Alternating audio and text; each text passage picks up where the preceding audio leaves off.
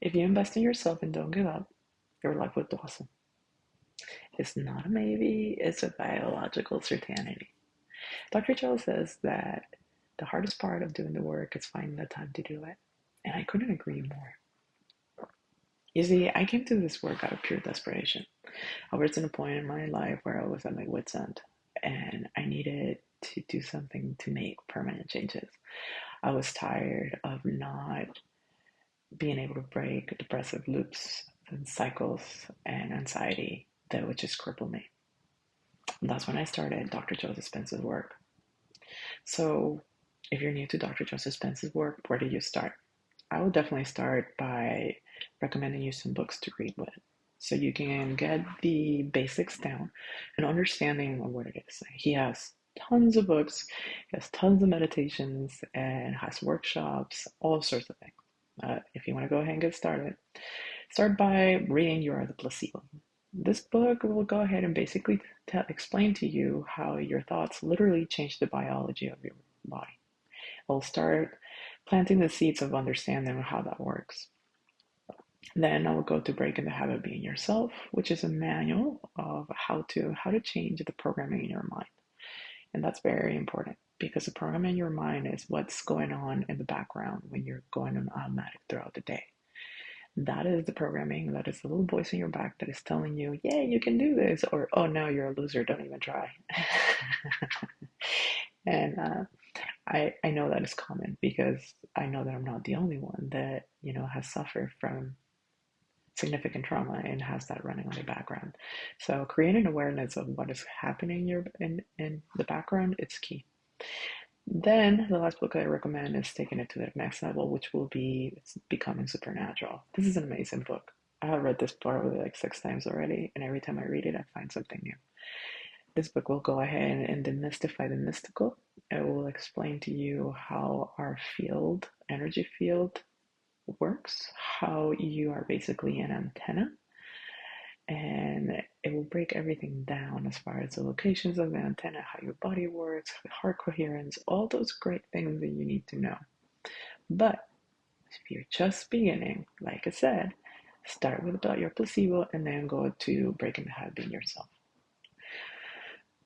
The heart of the work is basically the filling inventory. You want to go ahead and write down how the person you want to become feels like. So if you want to become a person that feels free, then that is free, you're going to go ahead and write down how that feels like. Does that person feel grounded? Does that person feel unlimited? Does that person feel abundant? Those are all feelings and that you need to go ahead and become aware of how you want to feel. Why? Because ultimately your feelings will help you create emotions, and that will ultimately help you connect and tune in to that frequency of the person that you're going to become. Once you write that list down, you're going to go ahead and be a little bit honest, and actually not a little bit, a lot. Look at it, really look at it, and be honest with yourself. Do you know how all the things that you wrote down feel like? Yes or no? If you do, you're in a good way and you're in a good spot, and go ahead and start. If you don't, then you need to do a little bit more research. If you want to go ahead and be free and feel abundant, but you never felt abundant, then start researching. How does abundance feel like? Do Google searches. What is a person that is abundant, and how does abundant manifest in a person? Start asking questions. Start using the resources you have around you to help you with this. There's plenty out there that can help you and give you examples of how to feel such ways, right? Now, if you're like me and your trauma-based response, you're going to have a hard time feeling like, for example, if you want to feel free and safety is one of the big things like you and for you and your trauma-based response and your trauma-based responses are you to go to, you probably don't know what safety is. You probably don't know what that feels like. You're going to have to work at it.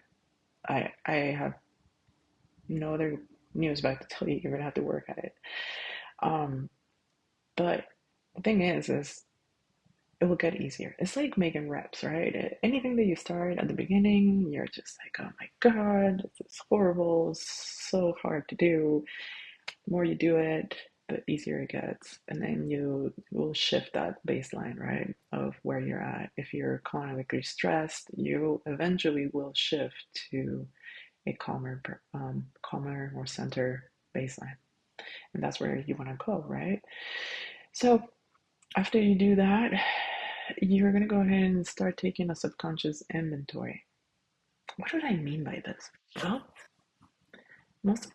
most of us are in autopilot every day. What do I mean by this? You see, each day we have around 60 to 67,000 thoughts, give or take. Out of those 67 thoughts, or 67, you recycle around 95% of them every day. So if your thoughts create your reality and your thoughts are from the past, then you're creating from the past instead of from the future. And this is why it's so important to go ahead and take audit of what is going on in your life. So a pro tip for this, look at your triggers.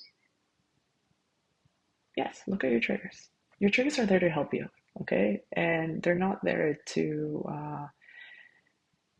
damn you in any way, even your emotions. I'm here to tell you that your emotions are a guiding light in your life, not a hindrance. I know that we tend to think that we are defective because we feel and they get in the way. However, we are not taught how to manage our emotions and how to use them into our advantage. And Dr. Joe Dispenza, its work will teach you that. So look at your triggers. I know that we live very, very busy lives, and I don't expect you to go ahead and sit down and reflect on each trigger that you have throughout the day at the same moment that you have it. So you're going to go ahead and train yourself to look, notice that emotion, write it down on notes on your phone. iPhone and Android has those, even Google Pixel has that. There's a notepad. Put your triggers there. Then the other day, go to a journal and go through your list and start asking yourself where do they come from. And then the answers are going to start coming. And then you're going to start realizing what are you thinking throughout the day. And you're going to think, why am I doing this? You know? So one thing is like, for example, um, this was very common for me. Every time I had an argument with my spouse, my abandonment issues would trigger. And I would respond in a not so perfect way towards her. However, after realizing why I was doing that, I started asking myself, why am I being triggered? Then I realized that my triggers were based on abandonment issues.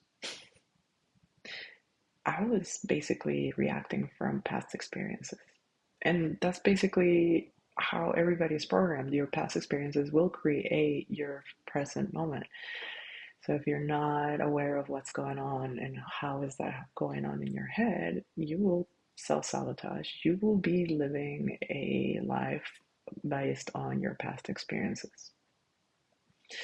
So once you go ahead and start looking at all of this, then go ahead and look at meditations. There's 3 meditations that I recommend. There's the morning meditation, 20-minute one, the evening meditation, 20-minute one, and tuning into new potentials. That's 40 minutes. These 2 ones that come in a package, you definitely start with these 2. Try to do the morning one at least. The morning one will help you to tune into the person you want to be, and it will help you to create awareness of thoughts and feelings that you want to stop from continuing, right?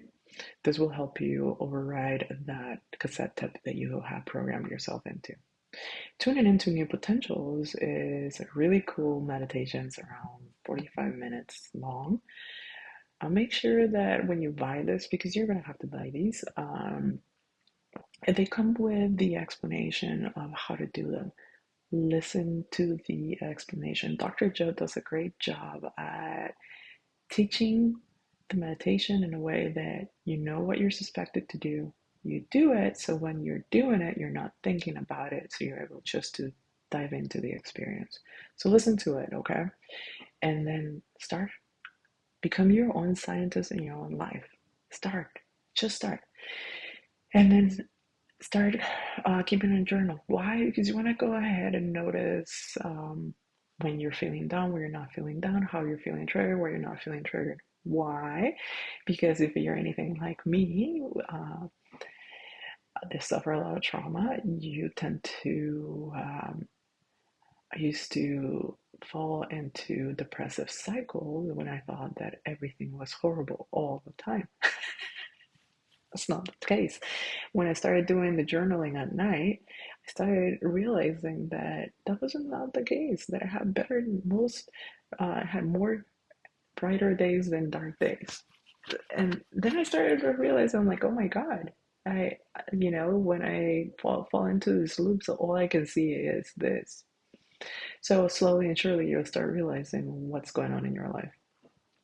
So consistency, consistency, consistency, consistency. You guys, this is a muscle that you need to work. You're gonna have to work at sitting down and doing those meditations and finish them.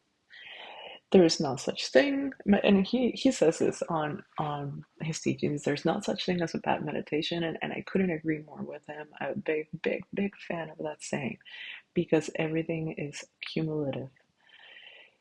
And the hardest meditations are the best meditations because that's when you break patterns. If you want to get up and your body's like, no, no, I have to do this, and that, and your body is gonna rebel. Why? Because your body has been running an automatic for so long.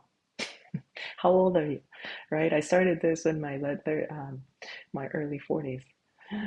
Yeah, that's 40 years of programming. Imagine going against all of that. Yeah, your body's going to rebel and you're going to be like, no, I don't like this. And your body's going to send you things like, tell her to go ahead and tell her that she's hungry, tell her that she's thirsty, tell her that she's tired.